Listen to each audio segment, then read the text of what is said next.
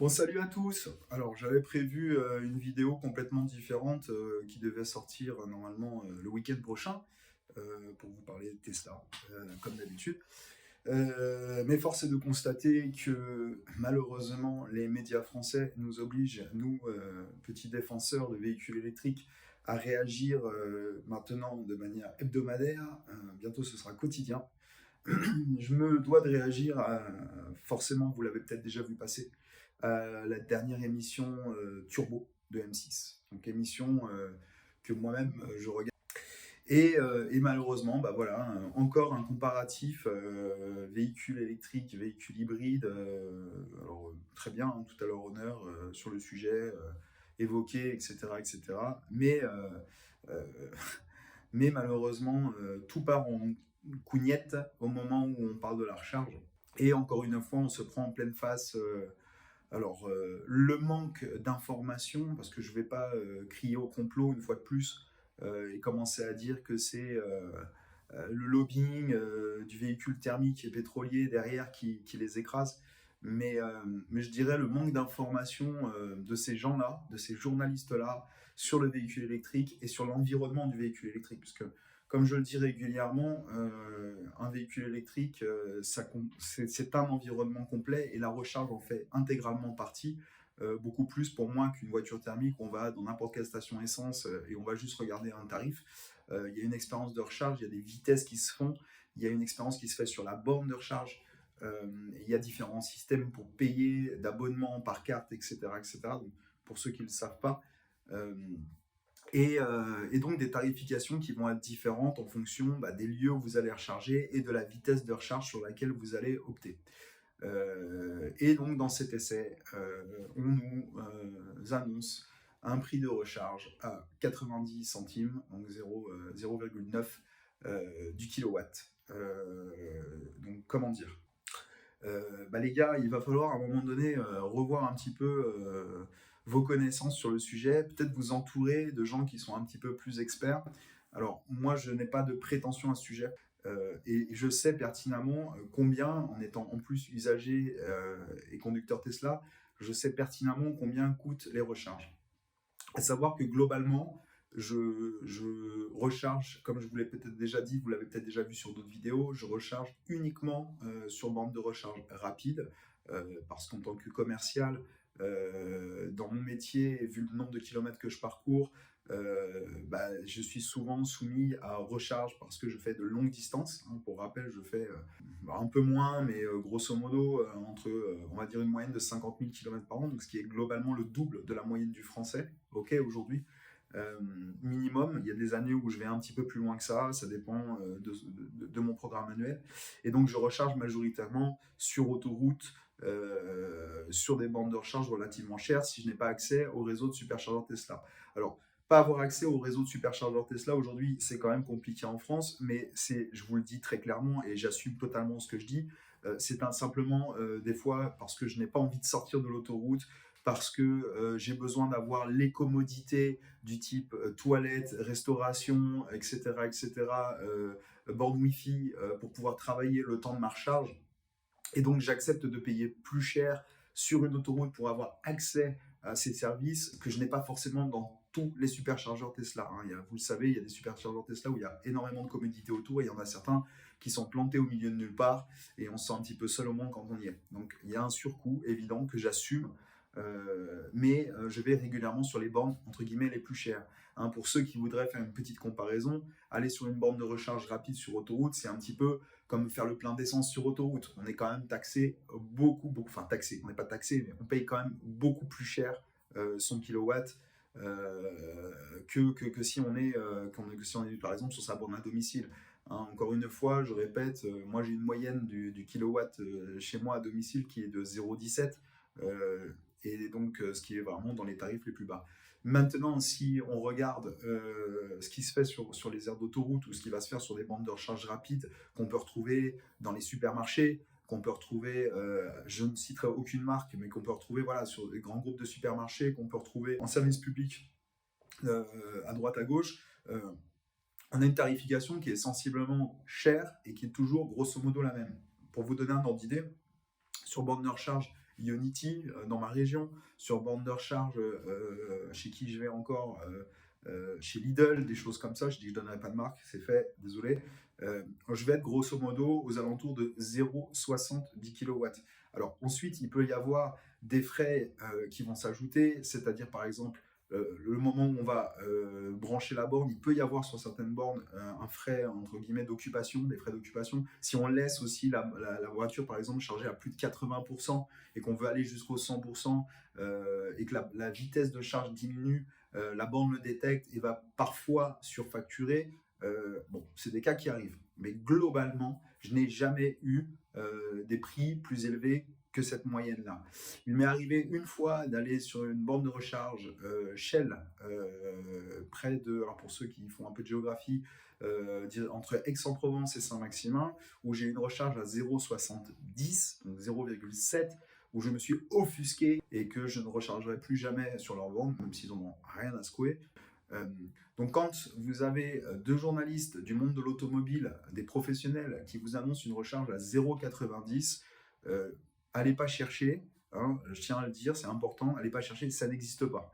0,90, même dans d'autres pays où des fois les recharges sont beaucoup plus chères, on atteint rarement ces niveaux-là et c'est purement un mensonge. Alors, est-ce qu'ils sont tombés sur la mauvaise borne? Est-ce que peut-être, hein, je ne suis pas en train de remettre en question ce qu'ils racontent, mais en tout cas, il y a une grave erreur. En tant que journaliste, je pense qu'on doit avant tout se renseigner sur le sujet au maximum, avoir le maximum d'informations avant de balancer au grand public des théories hasardeuses.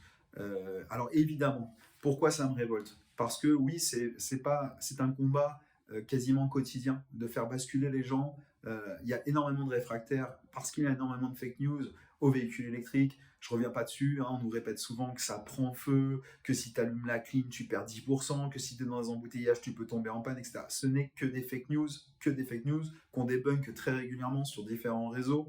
Et c'est même fatigant, on finit même par rigoler sur certains trucs, tellement ça devient complètement has-been comme discours. Mais celui-ci fait très très mal parce qu'on tape directement au portefeuille et le consommateur lambda qui pouvait peut-être s'imaginer un basculement à l'électrique se dit ben, finalement aujourd'hui je ne ferai pas tant d'économies que ça, en tout cas si je ne suis pas un gros rouleur, je ne ferai pas tant d'économies que ça à passer à l'électrique parce qu'à 0,90 quand je vais me payer aujourd'hui mon plein d'essence ou de diesel, je ne sais plus parce que je regarde vraiment plus vraiment, ça a redescendu mais on va être aux alentours, j'ai vu la dernière fois 1,55, 1,60 pour le litre. Bon, certes, c'est une économie, mais plus si significative que ça.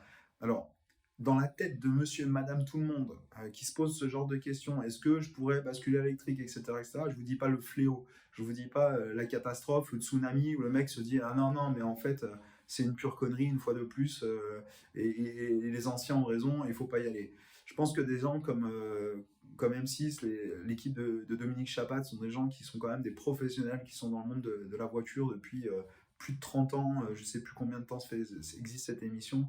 Et s'il vous plaît, messieurs, vraiment, je vous le demande, renseignez-vous, prenez les bonnes informations, demandez à des usagers, demandez à des professionnels du métier combien ça coûte de recharger un véhicule électrique avant d'annoncer des chiffres complètement déments et surtout qui vont être totalement incohérents. Alors, j'avais envie et je me tenais de faire ce petit coup de gueule parce que en tant que fervent défenseur du VE, je ne pouvais pas rester sans rien dire. Globalement, aujourd'hui, je ne suis pas le seul et Dieu merci, sur les réseaux sociaux, j'ai déjà vu de plus grands youtubeurs que moi déjà réagir, notamment la chaîne EV que j'aime beaucoup et d'autres gens que je ne citerai pas. Merci de réagir parce que faut arrêter ces conneries-là et ça devient même vraiment fatigant en fait. C'est n'importe quoi. Que quelqu'un veuille pas passer à l'électrique parce que il n'a pas envie pour des raisons. Moi, je veux que ce soit pour de bonnes raisons en tout cas, mais pas pour de fausses raisons. Celui qui va me dire ah non mais moi je veux le bruit, je veux l'odeur, je veux passer mes vitesses, même si aujourd'hui on est le dernier pays du monde à encore utiliser des boîtes méca, mais bon voilà, ça je reviens pas, c'est un autre débat.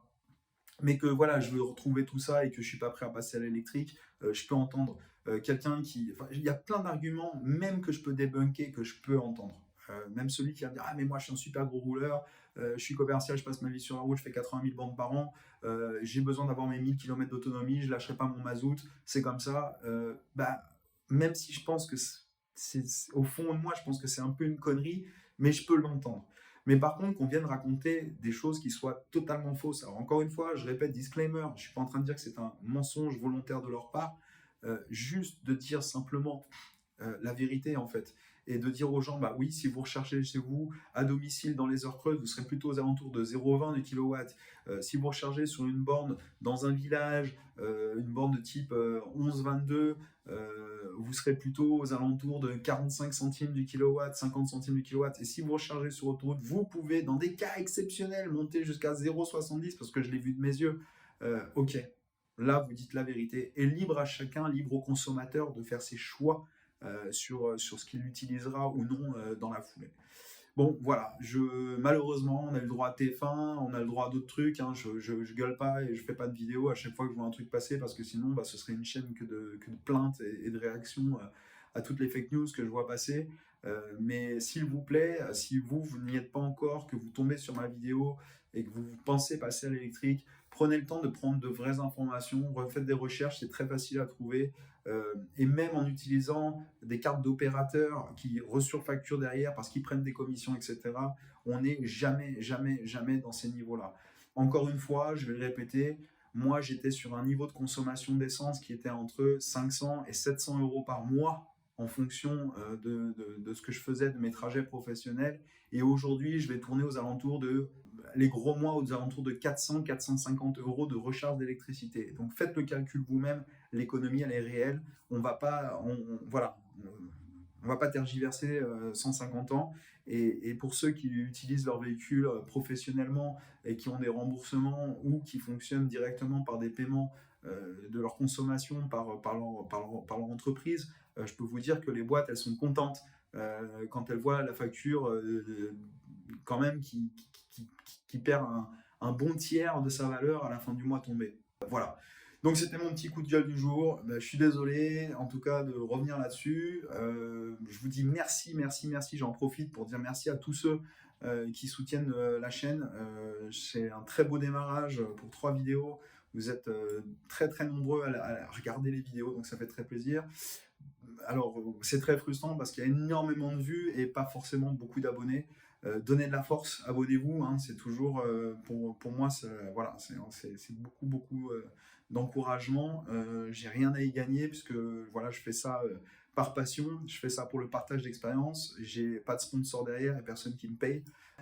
Et je suis là surtout pour partager les expériences avec vous, donc venez donner de la force. N'hésitez pas à mettre un commentaire, n'hésitez pas à mettre un petit like, à vous abonner, ça motive.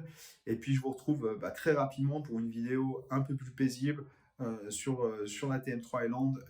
Et est-ce que selon moi c'est le délit parfait aujourd'hui? Voilà, je vous souhaite une bonne journée et bonne route en électrique. A plus.